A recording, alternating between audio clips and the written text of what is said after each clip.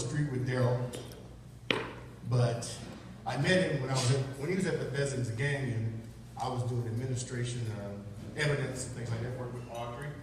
And so I met Daryl there, but we just had a little bit of conversation, not too much. Well, I was at community outreach about 2 years before he got there. And it was kind of a rough time in my life. And here comes Daryl Marshall. You talk about the Lord is good. Him coming meant a lot to me on a personal level. I needed him.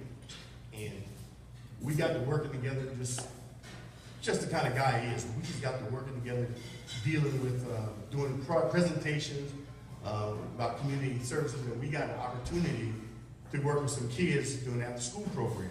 You know how the county is, they just give you a bunch of money that says, okay, you got to start a gang abatement program. We got to spend all this money by June.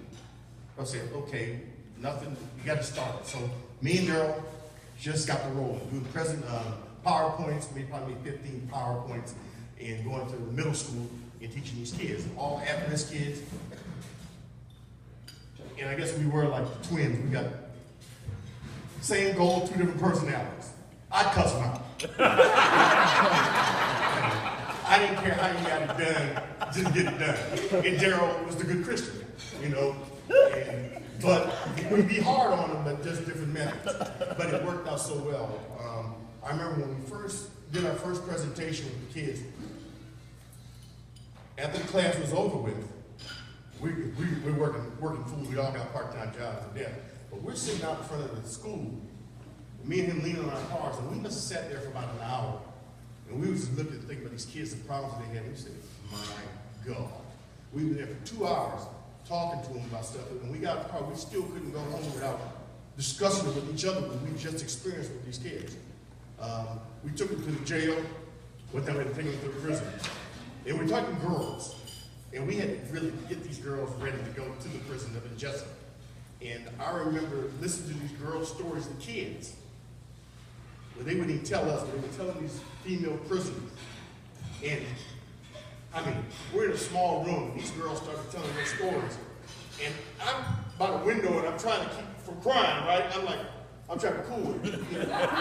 And I'm looking over at Daryl, and Daryl cried like I said, oh, it was crazy. But, you know, I can't even put into words how important it was to work with him on a daily basis. We went to a conference every year, Preventing Crime in the Black Community. Sergeant Sturkins was our sergeant. We'd all meet down. We had to pay our own way, own hotel, everything. Don't even get me started with that.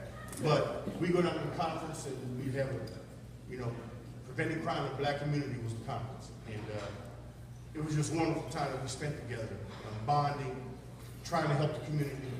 It was important to us. On a personal level, I say me needing Daryl. I had 3 daughters at the time, and I was going through a divorce, and I'd have my daughters on occasion. And I needed to, you got 3 small kids and you're an adult and you want to take them somewhere. Sometimes it's hard unless you got another adult to talk to.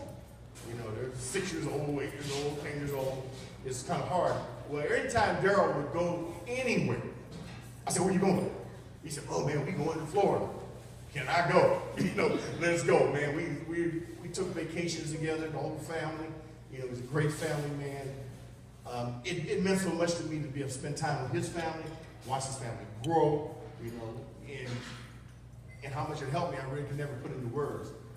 He was like, he's a bossy little sucker though, isn't he? I mean, God, Get in the car. He's like a little brother, it's like, Get in the car. Daryl got his way how he wants things to go. And I'm pretty easy kind of going. So he would just do shit. Now, just like that. Just whatever, Daryl. Let's just do it. I don't say, okay, yeah. Every now and then I'd have to, when I wanted to do something, I'd have to, no, we're going to do it this way. Kind of shocking, like a little, whatever. He let me go. He let me get along with it. But, like I say, I'd do anything in the world for him. I retired in June. I'm buying a house in Florida. He knows. He got his own room. He's straight, the family. There's more I want to say, but he's just my man. That's all I can say. It was a pleasure working with you, pleasure being with you. He got me involved in golf. I bought cars from him, you name it. I mean, my big golf buddy. So, anyway, let me present to you.